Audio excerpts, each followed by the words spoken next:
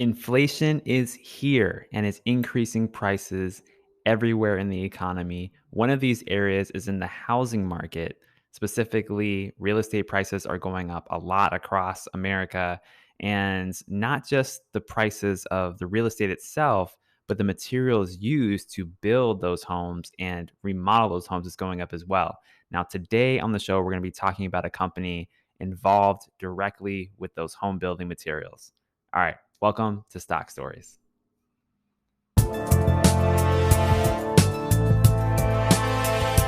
All right. Welcome to Stock Stories. Hi, my name is Alex Mason. I am your stock storyteller. And my wife and I went from not knowing anything about investing to becoming financially independent by 30 years old. And we did that by investing in stocks. And my purpose here today is to help you become a better investor. We're studying every single company in the S&P 500. I've studied well over 100 of them so far. So check out previous episodes if you want to learn more. And what we're doing today was we're going through another company in the S&P 500.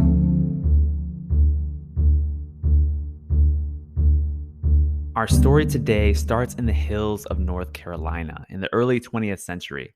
In 1921, there was a man named Lucius Smith, and he started a local hardware store to serve his community.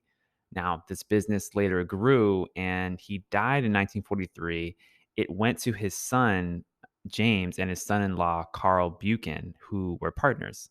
Now, Buchan, he was a World War II veteran, and he saw how American demand for housing was increasing, and not just housing, but building materials specifically. So he realized this was going to pick up. And when he came back from the war, he reorganized his late father in law's business in order to sell wholesale building materials. Now, what Buchan would do was he would purchase material directly from the manufacturers and then he would sell it to customers at a low price. And because there was no middleman in the transaction, that's how he was able to get lower prices. And this strategy ended up working, especially back during this time in the 1940s and 50s. By 1955, he actually owned 6 stores in the area. And by 1959, sales had increased to over $27 million. Now, $27 million in the 1950s, that's equivalent to over $256 million today. So we're talking about a lot of money here. Now, the company retained the name of the founder, Lowe's, and throughout the 1960s and 70s, the company experienced rapid growth and they grew to 200 stores by 1979. Now, they mainly served construction companies at this time. So, contractors would come in, they would buy their materials, and then they would go work on their job site. But what happened is the market started changing a little bit. Slowly but surely, the do it yourself customer wanted to buy things themselves in order to fix up their own property. And so as they became bigger, the DIY part of the market started becoming a bigger part of Lowe's customer base. Hey, if you're enjoying this episode, please do me one quick favor and show me some love and just tap that like button. Thank you so much. Up until this point, Lowe's had been capitalizing on this big trend in housing becoming a big thing in America. And that didn't last forever because housing is a cyclical industry. And the company started facing trouble when housing starts decreased at the beginning of the 1980s. Now, although they were selling some products to do it yourself customers, it still wasn't the main focus of their business. They were mainly selling to contractors and commercial customers.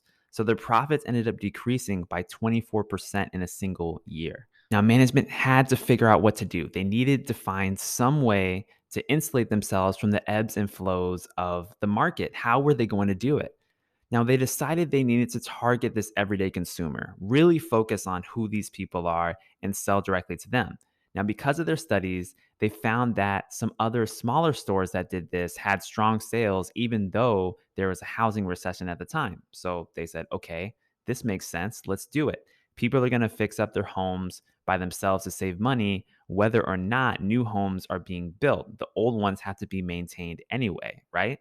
But management did not stop there. They reorganized the entire layout of the store to be more efficient and have more intentional traffic patterns. They made signs for the aisles more visually appealing. It was kind of like a grocery store.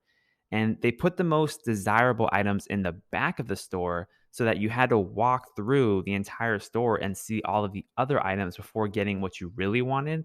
And that ended up having the outcome of increasing sales as well. So it worked.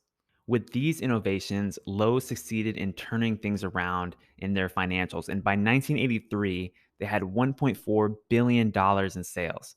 But equally as important as the amount of revenue they were bringing in is the fact that they were now actually making more money from regular customers than from contractors. So they really changed the balance of this business.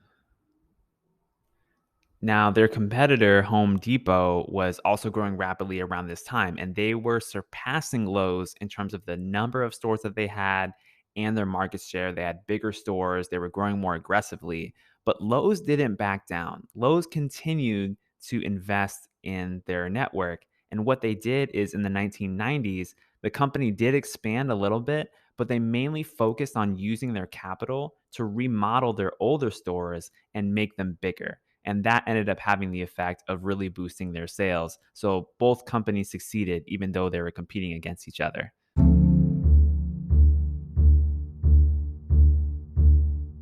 All right, that brings us to the business as it exists today. So, what is Lowe's? Well, Lowe's is a home improvement store. They're basically a warehouse. They help people remodel and improve their homes. And they target both retail customers and contractors and professionals still to this day. So, there's still that mix of customers there, just like Home Depot, if you've checked out that episode.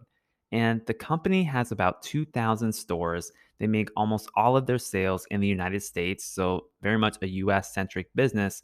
Although they do have a subsidiary up in Canada called Rona, Rona, and that accounts for about 6% of their sales. So the majority of their money comes from stores in the United States. Their product selection is very similar to Home Depot. You can get all sorts of different things there, everything from plumbing equipment to lighting to paint to gardening equipment.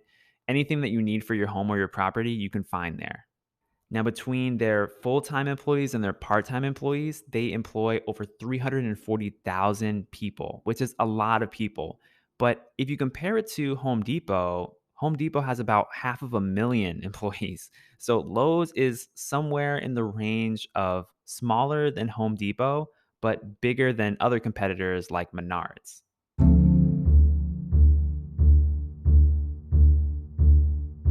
Okay, so let's go ahead and get a flavor of the financials now to see where the business is from a money perspective. So I'm at the ticker terminal now, and the ticker symbol is LOW for Lowe's. And let's go ahead and check out the numbers behind the business. So I'm going to go to financials here. And then the first thing we want to look at is the revenue.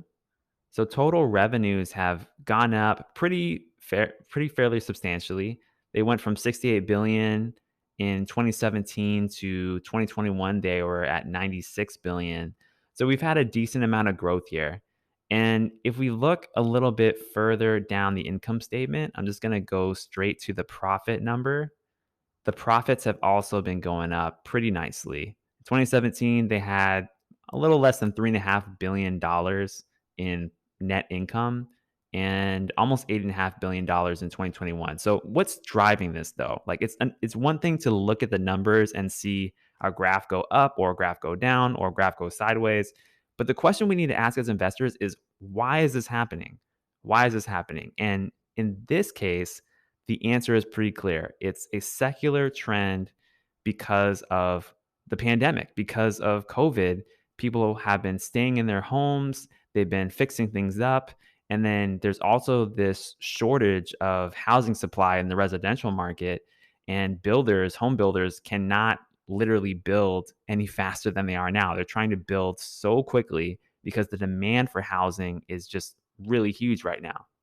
So this has been a big secular trend for Lowe's. I want to take a look now at the balance sheet. How are they doing from a balance sheet perspective? Remember, this is the part of the financial statements where we see what the company owns versus what they owe. So it's really important to take a look at it. And one thing I see here is the cash balance is super low. We see that their cash and short-term investments, it's somewhere around $1.5 billion, which is not that much compared to the amount of revenue and profit this business is making. But it kind of makes sense because look a little bit further down here. This line here, inventory. this is where the company's assets really are. It's all tied up in inventory. And it kind of makes sense because this is a business that sells tens and tens of thousands of products. And they have all these warehouses, all these physical stores. A lot of what they own is sitting in those stores just waiting to be sold. So that's why we see a lot of inventory on the balance sheet here. Let's take a look now at the cash flows. What is the company actually doing with their money? And we can see if we go down here that their cash flow from operations it's increased substantially along with net income. So they're actually bringing in a good amount of money. 2017, they had $5 billion in operating cash. Last year, 2021, they had 10 billion. So they literally doubled. And so they've been making a lot of money in this general trend. And actually, even before COVID a little bit, they were increasing a little bit, just not as much as they did in the past couple of years. And another thing to notice here is that, like Home Depot, this is a company that just is kind of gradually adding debt onto the balance sheet. Every couple of years, they add another 1 billion, 2 billion. And so their debt load is definitely increasing. But we see where that money is going here. Repurchase of common stock. Man, they're buying back a lot of stock. In 2021, this company paid over $13 billion for share buybacks. That is substantial and way more than they did in prior years. We can see here they typically buy back around $4 billion worth of their own stock. So that's a big use of cash there. And then also they pay a dividend. This is a company that pays a dividend. They've been increasing their dividend as well. They spend about $2 billion a year on that. So this is a company that's spending substantially all of its cash flow, even a little bit more, sending it back to shareholders.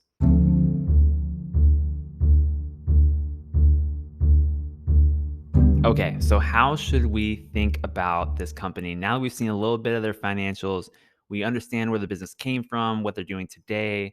Well, there's a couple of things here. One is that the sales have been increasing, profits have been increasing, companies buying back a ton of stock.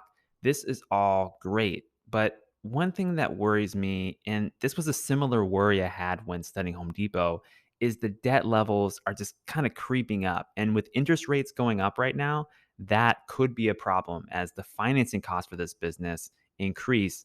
Another thing that I want to note about Lowe's is that I noticed their store count has not been increasing. Their store count has basically been the same for the last couple of years. Now, maybe part of this is due to the pandemic. The company didn't want to do a lot of new builds during this time, but I also worry that the company just isn't growing. So, how are sales going to grow? Sales are going to grow only if customers come to the store more frequently and or the amount of money that they spend when they visit the store is going to be higher. And what I saw in the numbers was actually that the frequency that people are coming to Lowe's and purchasing is decreasing a little bit. I think by about 4% this past year. However, their total sales still increased 7%. So what that means is that the average ticket price increased by 11%. So people are spending more money when they visit Lowe's, but they're going less frequently. And so that worries me a little bit because the average ticket price, I think that's increasing more so because of inflationary pressures, not so much because the company has any type of pricing power or brand power there. I just don't see that as a real competitive advantage. I see their economies of scale as their main competitive advantage. So it worries me a little bit that people are trafficking their stores a little bit less frequently. All right. So ultimately, I would probably pass on Lowe's just because I don't see any major growth driver here. I don't see any major revenue driver. The business is generating a lot of cash flow. So maybe from a dividend perspective and a share buyback perspective, it's attractive. But I think that there are better businesses out there personally. It's very similar to Home Depot.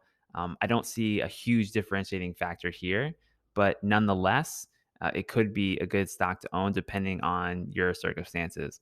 But that's what I got for you today. If you want to check out the Home Depot episode, which is a similar business but has some differences in how it operates and its returns, check out this video here.